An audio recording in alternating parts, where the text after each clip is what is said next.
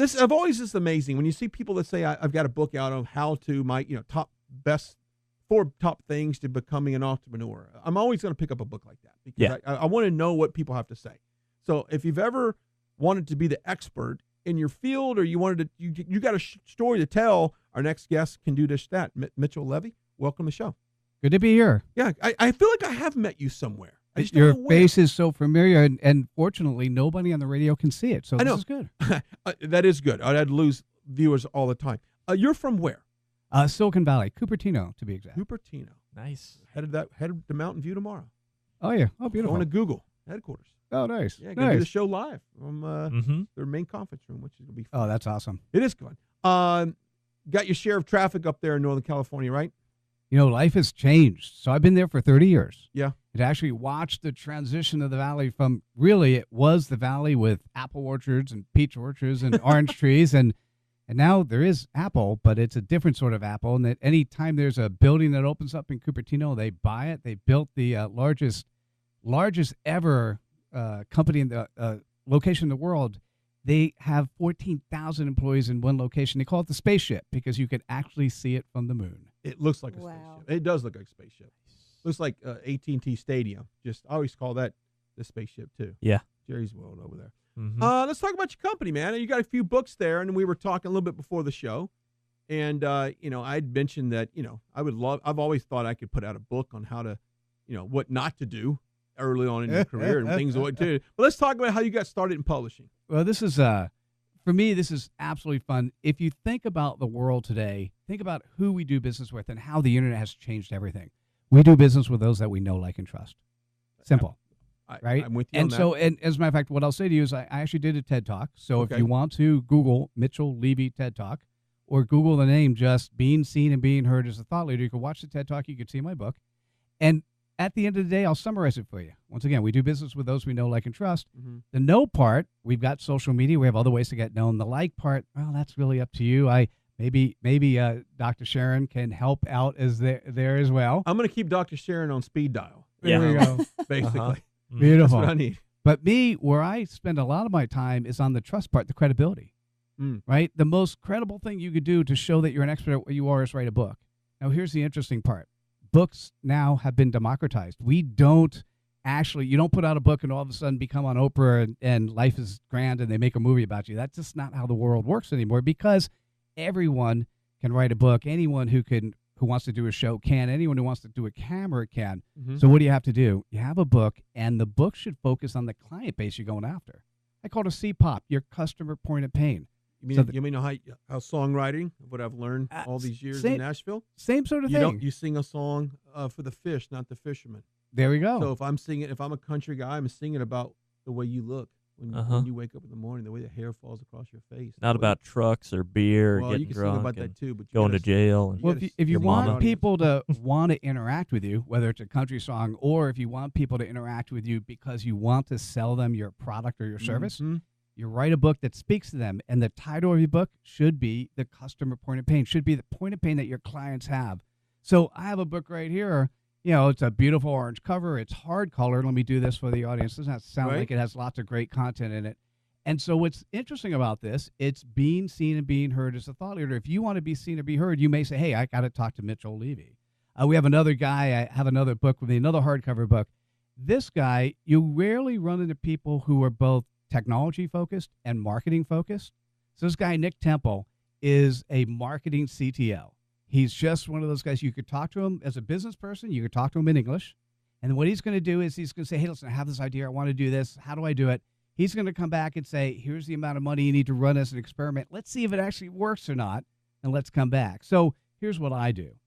I look for the best in the person who I'm talking with. We do a 2-hour interview, and 4 months down the road, we will make you an Amazon best-selling author in a paperback, hardcover, PDF, Kindle. And then for those that are interested, I have a platform called AHAthat. There are 800,000 users who will be sharing your content. I like that. And of course, let's talk about any subject, right? I mean, just not business marketing. It could be like, Dr. Sharon could have one as well. So the answer is yes, any subject with a caveat. The caveat to me is we don't do cookbooks. I don't do poetry. I want the topic to be the book that gives you credibility. It's the piece of information that says when you hold it up, when you're standing in front of a group, probably this is probably the best thing to imagine, Brian. You're standing in a group of 50 people or 25 people. Everyone gets 10 seconds to introduce themselves. What do you say? Now, in many of those situations, people say, I'm a coach, speaker, author. And if everyone else is in the room is the same thing, it doesn't mean anything. Whereas me, let me tell you what I'd say. I'd hold up my book. I'd say, Mitchell Levy, global credibility expert, TEDx speaker, international best-selling author of the book, Being Seen and Being Heard as a Thought Leader. Mm-hmm. If you're in the room, you're going to say, hey, that's my pain point. Let me talk to Mitchell. Mm. So the book is on the topic that will attract the people who you want to interact with to be attracted to you. Because how do you market the book? How do you get the book sold? So, by the way, great question. Because I could have the greatest video in the world, but if no one sees it, it's absolutely irrelevant. Yeah. Dead air. I just wanted the dead air. Right. For absolutely irrelevant. So in the old days, the answer was that was important. The important part was to figure out how many books can be sold. In today's world, that's not the case at all. What you want to do is if you've defined your target market, you've defined who it is you want to go after, you want to figure out how can you put the books into the hands of the people that are interested in you. So, great example, number of our coaches have done this as a platform. They've ordered 100, 200, 300 books. They have USPS and FedEx envelopes pre-stamped, ready to go. They have a personal note, handwritten, inside the book. They autograph every book, and they send out a couple hundred copies. They start making follow-up calls in 1 to 2 weeks. Each one of those coaches have increased their business from 2 to X times as a result of... So it's a marketing arm. It's a marketing tool. That's what a book is. It is the business card that's significantly better than a business card. That's a great point. It is a beefed-up business card. Yeah. Dr. Sharon, you're nodding your head over there. Absolutely. It's a way of branding yourself. So, mine is I inspire others to inspire others. And people want to be inspired. People want to inspire others. That's who wants to be a coach. I got you now. I'm connected with you now. So, and there's got to be a way. So if you have a way that you're monetizing, in other words, once they read your book, like, I got to have some more of this. How can we engage beyond this book? Now you got it. Now we got it. Actually, let me give you another example. Well, hell, I'm going to write a book right now. Well, the thing is, and by the way, when you talk to me, the first question I'm going to ask you is, who is your customer base? Who do you serve? And how are you going to make money? And if your response is, well, my book's going to sell like crazy, or Oprah's going to find my book and do a movie on me, I kind of shake your hand and say, I don't think I'm for you yet. Mm-hmm. This might be something else you want to do in life. Mm-hmm. Let me give you just one more purpose. Here's a guy. He's in Southern California, a guy by the name of Joe Phillips. He has a book called, love this title, You're Crazy. How the hell are you going to do that? Now, he runs a CEO networking group in Southern California. He has 20 seats. He doesn't care about selling books in Boston. What he cares about is when he's asked, how can I be a good CEO, he now has information to share.